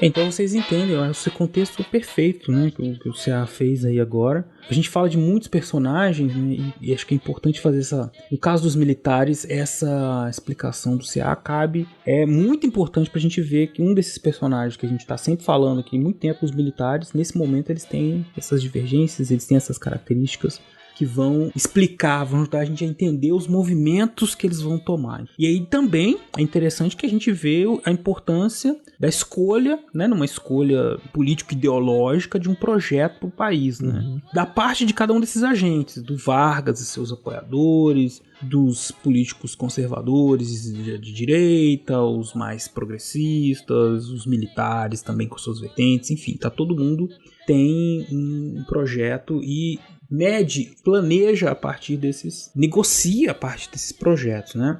O que é absolutamente normal numa democracia. O que não é normal é o uso desequilibrado de forças, né? E grupos que ameaçam rupturas se a vontade deles não for feita, né? Que é o que acontecia no caso da atuação desses grupos militares. Por isso que aí é um problema. Porque você tem um agente que pertence ao Estado, ele não é um agente político como outro qualquer, ele não é um civil qualquer. Ele tem uma vantagem e torna o debate político desigual, torna a disputa política desigual, porque ele tem essa vantagem das armas. E o que ele fala não é um discurso político, é uma ameaça, sempre. Né? É um problema seríssimo para a democracia, seríssimo. Então a gente estava em 1953, com a queda do Jango, a crise política instalada na imprensa, na economia com o aumento do custo de vida e uma crise militar por conta da atuação, né, do descontentamento de diversos grupos militares com as ações do governo Vargas. Né? A crise era geral. E Vargas tem um ano terrível, né, 1954, com muitos problemas derivados aí dessa série de crises. Exatamente, né, é um período muito complicado, né, que você tem lá demissão de ministro, discussão pública na imprensa, tanto a favor como contrária de oposição ao Vargas, era muito poderosa, né, era uma coisa que estava fervendo. Né? E aí, que é o típico de democracias, né? Você tem discussões muito acaloradas também na imprensa. Só que, Beraba, acho que em 54, ele estava até sério com esse nome, né? Agosto foi, podemos dizer, um mês decisivo pro fim, né? O fim do governo Vargas, agosto de 54, vai ser onde esses diversos pavis que estavam queimando vindo de várias direções se encontram com a bomba do catete e explode tudo. Né, e aí a coisa vai para um fim trágico do governo.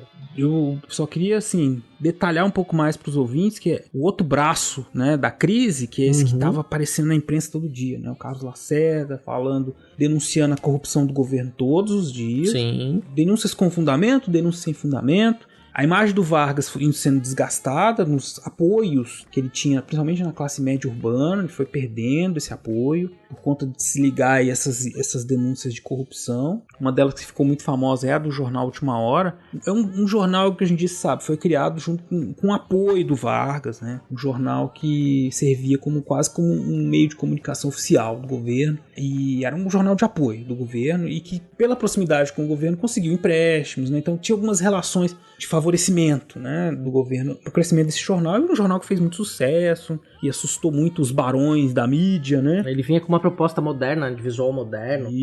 Inclusive, só um detalhe, né? 54, inclusive, é o ano em que o jornalismo vira curso superior no Brasil. Passa a ter um curso de jornalismo no Brasil, né? Interessante isso. E vem muito, e a criação do curso de jornalismo no Brasil, ele vem da inspiração do que era o jornalismo nos Estados Unidos, né? Trazer ele para dentro da academia, vamos dizer assim, como formação universitária. Então é um ano, inclusive, que vai ter ali o primeiro curso de jornalismo instalado no Brasil. Um detalhe interessante que muda também a característica da imprensa, né, a partir desse período. A imprensa tinha um papel importantíssimo aí, né? Então, a ação principalmente do Carlos Lacerda, né, que é um dos personagens principais da oposição na imprensa, jornalista, né, era isso, de desestabilização do governo por meio da imprensa. A denúncia todo dia. O Vargas era o capeta na terra, né? Então já chegamos aí nesse período de 54 com uma situação muito delicada para o Vargas, e aí vem um atentado nesse CA que acabou desencadeando uma série de outras crises em agosto, né? Exatamente. E aí esse atentado é um atentado que é até hoje envolto, né, numa série de contradições, de interpretações sobre esse atentado. Ocorre um atentado contra o Carlos Lacerda no dia 5 de agosto de 1954. O que vai aprofundar ainda mais a crise e a cisão dos militares contra Vargas, né? Porque nesse atentado, o Carlos Lacerda estava lançando-se como candidato a deputado federal, ele contava com uma guarda, e nesse atentado morre um major aviador, que era o Rubens Vaz. Algumas pessoas até disseram que poderia ter sido forjado o atentado, e uma outra versão, que é o que tem atualmente ali mais credibilidade, né? Que teriam pessoas próximas ao Vargas, inclusive da guarda pessoal do Vargas, que estavam envolvidos nesse atentado contra o Carlos Lacerda. Essa morte tornou a crise militar, multiplicou ela, né? Tornou pior a crise do Vargas com os militares. E era muito preocupante do ponto de vista de quem estava no governo, né? Do Vargas, porque era um motivo para tirar o Vargas do poder, né? Seria uma coisa que poderia levar à renúncia ou à deposição do Vargas, por conta dessa já indisposição criada anteriormente. Tancredo Neves era o ministro da Justiça, né, tinha controle, teoricamente, para fazer a investigação, mas os militares da Aeronáutica tomaram a frente, instalaram um inquérito, fizeram todas as diligências, enfim, passaram à frente do governo do Executivo, assumiram o papel de um governo paralelo nessa investigação, né? E ficou conhecido como a República do Galeão, porque eles conduziram as investigações, faziam todas as oitivas, né, como diz, as tomadas de depoimentos. Não foi difícil rastrear, investigar, né, que tinha sido um crime encomendado, a tentativa de assassinato do Lacerda, e rastrear o mandante até o Palácio do Catete, que era o palácio presidencial, na figura do Gregório Fortunato, né, que era o chefe da guarda pessoal de Vargas, que depois que surgiu essa denúncia de que ele teria sido o mandante, logo depois, junto a isso, veio uma publicação de uma série de documentos que comprovavam atos de corrupção do Gregório, junto ali do presidente, nada assim diretamente ligado ao Vargas. O Vargas em nenhum momento foi ligado diretamente como mandante do crime, apesar do Lacerda ficar o tempo inteiro martelando isso, que ele que era o mandante, né? Foi apontado como mandante o Gregório. Independente de se ter batido o martelo, com certeza que foi ele, a imagem dele foi ligada a essa questão da corrupção próxima ao presidente. Então a crise atingiu níveis estratosféricos, era impossível Vargas sair dessa agora, por mais que ele pudesse alegar que não teve nada a ver com o atentado. E aí não tinha mais o que fazer, né? Como a gente disse para vocês, existia já todo um circo montado, a crise já estava ruim, esse foi o estopim, né? O Vargas chamou uma reunião ministerial na madrugada do dia 24 de agosto. É importante dizer, né, Beraba, que eu falei dos militares. Os militares, então, os altos oficiais do Exército, Marinha Aeronáutica, das Forças Armadas, né, que leva essa atenção ao máximo, eles mandam uma carta exigindo a renúncia do Vargas no dia 23 de agosto de 54. Essa carta chega pro Vargas, né, com pedido de renúncia dele, e aí ele convoca os ministros pro Palácio do Catete para conversar, uma reunião emergencial, né, imposta dessa carta, que estava endossada e assinada pelo alto oficialato das Forças Armadas, pedindo a renúncia do Vargas da presidência da República. Exato. E, para surpresa do Vargas, todos os ministros pedem demissão nessa reunião, ou licenças, e menos o Tancredo Neves, que era o ministro da Justiça do governo Vargas. Exato. Isso foi na madrugada do dia 24. Vargas ficou os últimos dias de governo isolado no Catete, né, no Palácio Presidencial, fazendo essas articulações, tentando, né, sobreviver politicamente. Mas na manhã do dia 24 de agosto de 1954, ele, em algum momento da manhã desse dia, tirou a própria vida, né? Sim, deixa sua famosa carta testamento, né, na qual ele faz um manifesto, né? Um manifesto ali político, na qual gera um dos grandes documentos históricos brasileiros, né, com a famosa frase "eu saio da vida para entrar na história". E esse foi um ato ali final de Vargas, mas que foi um ato que politicamente mudou os rumos do país naquele momento. E isso gera uma reação, né? Eu vou adiantar uma coisa, né? Porque isso é meio, quase já um consenso entre os historiadores, analistas políticos e cientistas políticos também, de que o ato de Vargas adia por 10 anos o golpe militar e causa uma comoção imensa nas ruas. Beraba, fala um pouquinho pro nosso ouvinte da consequência imediata do suicídio de Getúlio Vargas. Aconteceu quase que imediatamente uma grande comoção com a população tomou as ruas da capital federal, grandes massas, né, correram, tinha gente desesperada, chorando, né, e logo depois, né, do anúncio do suicídio nós tivemos uma série de ataques, né? E o povo foi enfurecido a atacar os inimigos do Getúlio. Então, eles atacaram uma empresa de petróleo estrangeira, atacaram jornais que eram inimigos do Vargas. Enfim, a questão toda foi essa de ir pra cima de quem eles sabiam que eram os inimigos do Vargas. Inclusive, tentaram pegar o Carlos Lacerda, que foi resgatado pelos militares, né? Levado para um navio fora do Rio de Janeiro para ficar em segurança. Enquanto isso, a confusão foi tomando conta da cidade. Aconteceu o velório, mais de 1 milhão de pessoas compareceram ao velório, as pessoas se abraçavam no caixão, ficavam completamente desesperadas, chorando. Muito quebra-quebra, confusão generalizada na capital por conta da morte do Getúlio. E inclusive quando o corpo foi levado ao aeroporto Santos Dumont para ser transportado para o Rio Grande do Sul, a turba, né, a população que acompanhou o cortejo após a partida do avião, viu-se diante de uma instalação militar da aeronáutica e partiram para o ataque desarmados. O ataque aos soldados e aos oficiais, né, que eram vistos tão como inimigos do Vargas, que revidaram com tiros, levando à morte de uma pessoa, muitas pessoas feridas, né, no momento que elas debandaram por pisoteamento. E uma série de perturbações tomou conta do país. De certa maneira, o CA disse, adiou por 10 anos o golpe militar. Não tinha mais clima para golpe. Né? No sentido que a população estava enternecida, estava muito nervosa com tudo aquilo. O clima era isso de desordem. Estes personagens que passaram a ser vistos como vilões, porque teriam levado Vargas ao extremo, não poderiam, eles não tinham condições políticas, mesmo que tivessem força. Né? Porque é aquela velha história, você pode dar o golpe, mas para sustentar o golpe você precisa ter o apoio, e esse apoio não existia mais, esse apoio civil não existia, eram indivíduos isolados, era o Lacerda de um lado, grupos militares também perdidos, né, sobre as possíveis ações, e de certa maneira então restou a oposição se resignar, passar a presidência para o vice-presidente Café Filho e assumir que o Vargas, morto, conseguiu vencê-los. Isso é um ato extremo, né? Quer dizer, não há um tipo de necessariamente um glamour, mas é um ato de desespero do Vargas. Desespero, lógico. E pensado, né? E planejado, que a carta testamento do Vargas, né, ela é um manifesto político. Com certeza. Ele joga o seu corpo à nação, entrega seu corpo à nação para defender os interesses nacionais. Quer dizer, é muito forte esse discurso, né, do Vargas.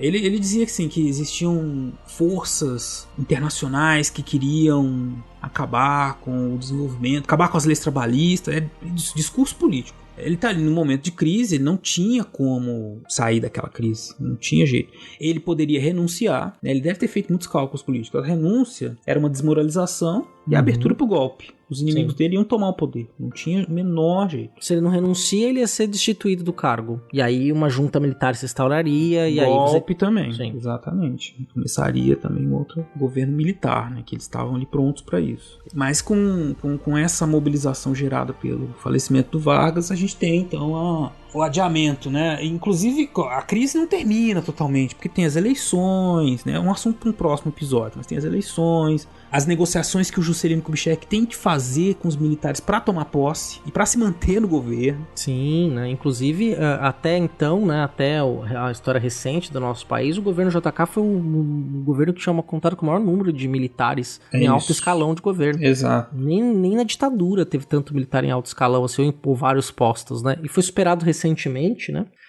Mas o JK teve isso, e isso também foi uma estratégia, né? Mas aí o JK merece um episódio exclusivamente para eles, né? Presidente Bossa Nova. Presidente Bossa Nova, né? Inclusive, né, o Café Filho, ele nem termina o mandato, né? Ele tem um problema de saúde, aí assume o Carlos Luz, e aí os confusão. dois na eleição os dois são retirados, né? Proibidos de voltar à presidência, mas isso é uma outra história, né? Quer dizer, é um desdobramento, não do fim da Era Vargas, porque a Era Vargas talvez não tenha terminado, né? Não nesse momento, né, mas o fim do Vargas como um ator político real, né? Ele permanece como uma ideia, vamos dizer, né? Sim. O varguismo, ele demora a perder força. Inclusive, na redemocratização, né, o PTB, o Estatuto do PTB traz nas suas cartilhas dizendo que nós somos o partido herdeiro de Vargas, nós vamos trazer os ideais de Vargas de volta à política nacional e tal. O PTB é outra coisa, né? O PTB atual não é aquele PTB. Não, é diferente. Né? As siglas que a gente falou aqui, você pode identificar partidos atuais, o PSD, PTB, mas é totalmente diferente. É outra coisa, né? É outro momento histórico também, são outros atores políticos, né? Você tem ali, já é um outro momento. Tá satisfeito. Beraba, estou satisfeito. Olha, fechar essa trilogia de 5 episódios aqui com você foi um prazer, assim, poder voltar a estudar, ler coisas novas, poder conversar sobre esse momento, sobre essa figura histórica, né? Que não fez nada sozinho, ele tinha muito apoio, tinha os seus ministros, né? Os seus governos, os governos Vargas foram governos que demarcaram e delinearam a história do Brasil por todo o século XX, né? Então, a gente pode dizer que a partir dos anos 30 até o final do século XX, a presença do Vargas sempre esteve muito forte na política nacional. Sem dúvida, cara. Eu acho que missão cumprida da nossa parte. Satisfeitíssimo. Nós falamos de um longo período aí da história do Brasil, depois a gente soma os minutos aí desses programas, mas tem muita informação para vocês, ouvintes. É importante pra gente refletir sobre um Brasil que passou, né? Mas que tem resquícios desse Brasil até hoje, muito marcantes, né, no nosso dia a dia, e tem, como toda a história, né, é importante para a gente pensar o presente, essa tem uma relevância ainda bem evidente para que a gente possa refletir sobre a nossa atuação política, nós, quanto indivíduos, grupos, né, nossa organização em partidos, enfim, nossa atuação política, né, como cidadãos brasileiros que somos, né, e é fundamental conhecer essa história para poder atuar com mais autonomia, mais consciência, né, é isso. Exatamente. Beraba, muito obrigado aí por essa conversa, por estarmos aí. Eu que agradeço. Encerrando, mas significa que esgotou o tema. Nós podemos aí, num futuro ainda sem previsão, né, lançar aí um sketchbook, fazer... Não, vamos encerrar. Vamos encerrar. Chega de Vargas. Chega de Vargas. A gente volta a falar no futuro, quem sabe. Tem assunto, mas... Tem muito assunto, né? E é um período muito interessante. A trilogia de 5 episódios está oficialmente encerrada. Exatamente. Eu vou decretar agora. Tá bom, eu assino.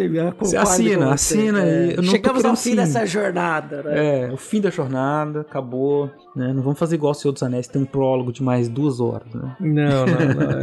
É verdade, né? Os anexos do Senhor dos Anéis lá. Os anexos do Senhor dos Anéis, mais 100 páginas. Né? Acabou de destruir o anel, mas falta 100 páginas ainda pra acabar isso. Que são fantásticas, inclusive. Eu adoro. É fantástico. Gosto muito do final. Desdobramentos, né, que vai um pouco anticlímax, mas é bom. Muito bom. Sim. Enfim, outro assunto. Vamos lá então, C.A. Vamos lá para a próxima. Pro próximo, não se esqueça que tem, logo depois que a gente terminar aqui, tem Recordar é Viver. Então, muito obrigado você que ficou até aqui. Um grande beijo e até a próxima. Até a próxima, pessoal.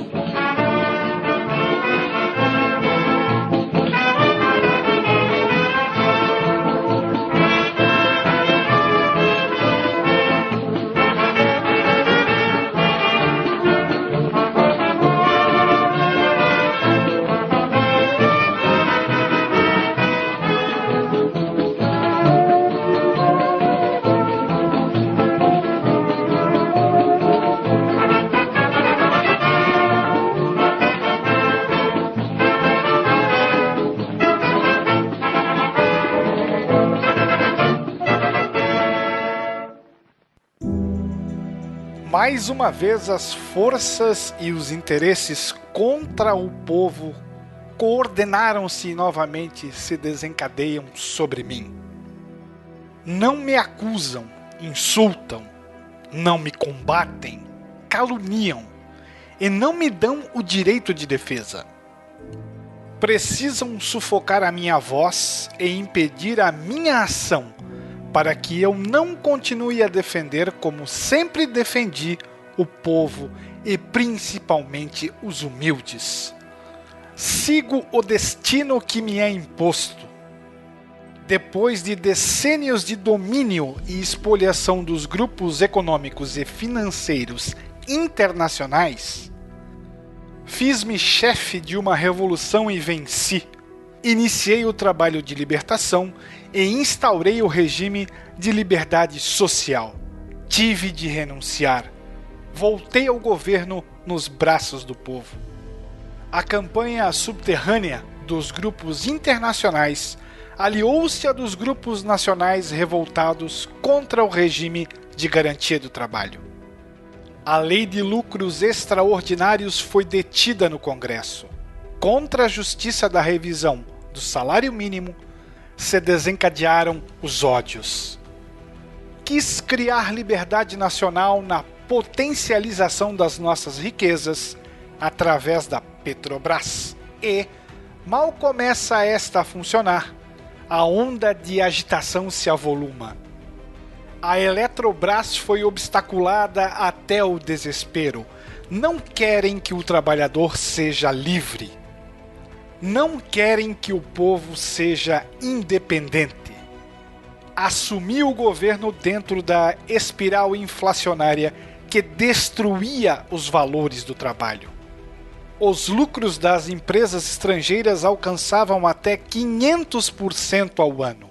Nas declarações de valores do que importávamos, existiam fraudes constatadas de mais de 100 milhões de dólares por ano.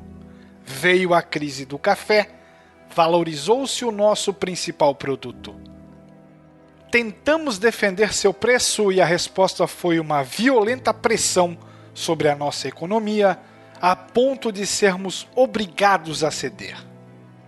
Tenho lutado mês a mês, dia a dia, hora a hora, resistindo a uma pressão constante, incessante, tudo suportando em silêncio, tudo esquecendo, renunciando a mim mesmo para defender o povo que agora se queda desamparado.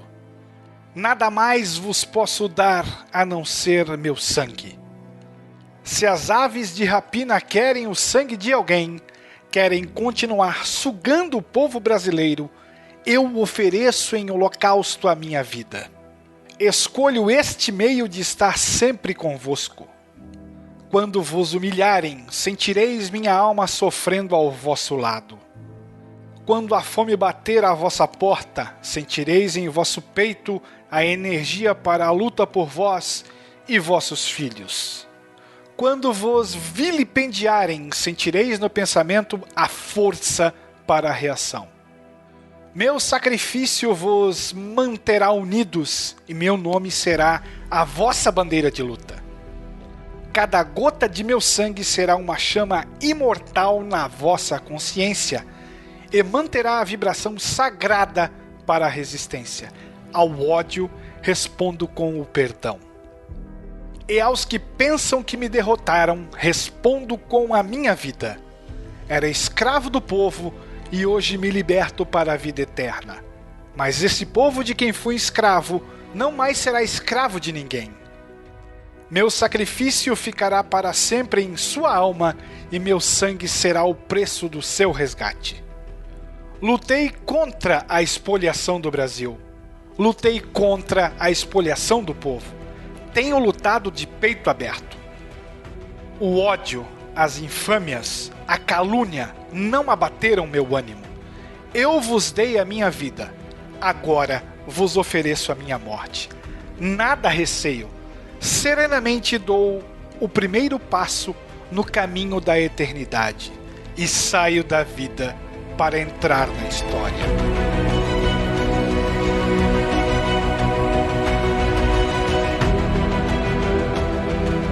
Rio de Janeiro, agosto de 1954, Getúlio Vargas.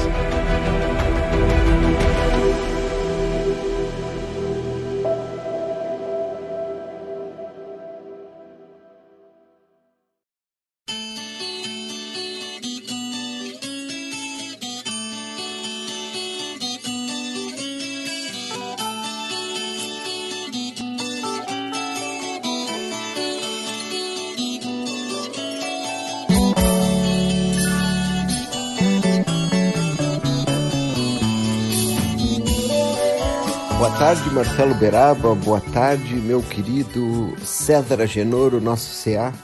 Escuta só, eu como ex-morador da cidade de São Borja, não pude deixar de notar algumas características do culto a esses dois grandes ex-presidentes da história do nosso querido país.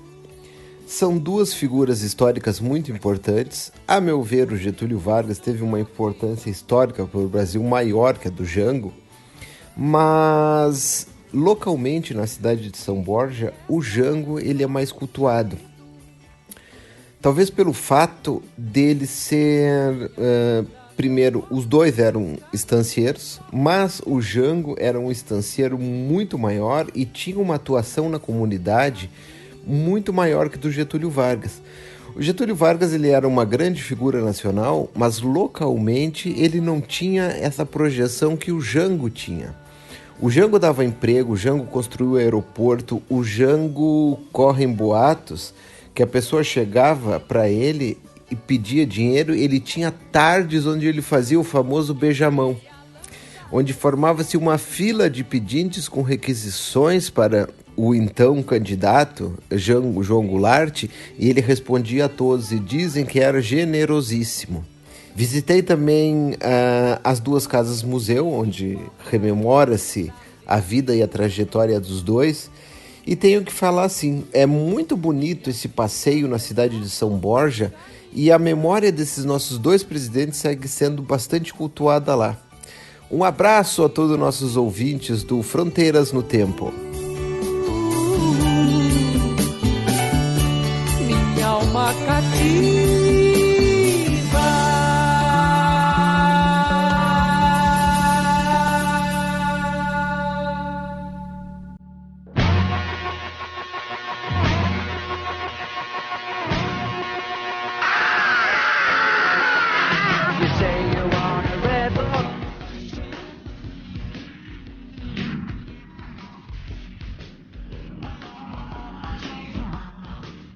O apoio das pessoas que estão conosco nesse projeto é fundamental para sua manutenção. E não é para fins lucrativos, é para pagar os editores, pagar o servidor do fronteirasnotempo.com e para nos ajudar a aperfeiçoar cada vez mais esse projeto. A gente está aí com planos aí de aumentar, de ter mais programas dentro de um mês. A gente atingindo a próxima meta do financiamento coletivo, nós cumpriremos essa meta. E quem sabe a gente pode até dobrá-la depois de um tempo.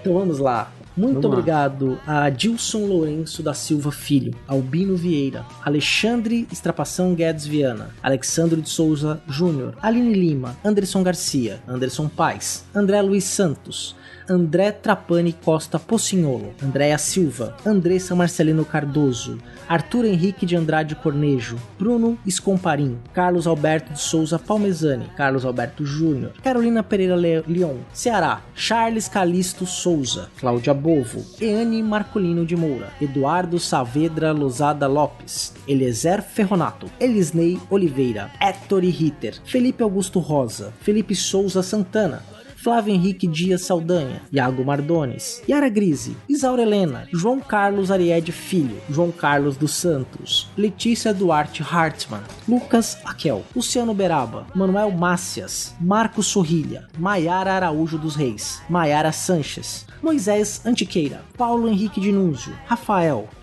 Alves de Oliveira, Rafael Higino Serafim, Rafael Machado Saldanha, Rafael Zipão, Rafael Almeida, Rafael Bruno Silva Oliveira, Renata Sanches, Rodrigo Olaio Pereira, Rodrigo Halp, Rodrigo Vieira Pimentel, Rubens Lima, Senhor Pinto, Wagner de Andrade, William Scaquetti, William Spengler e ao Padrinho Anônimo.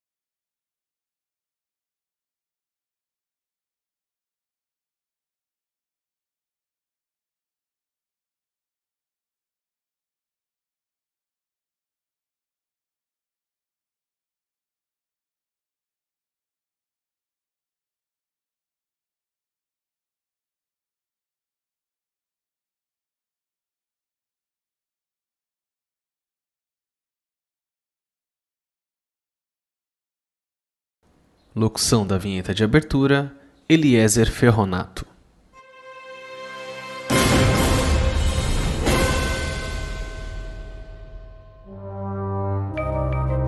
Este programa foi produzido por Mentes Deviantes. deviante.com.br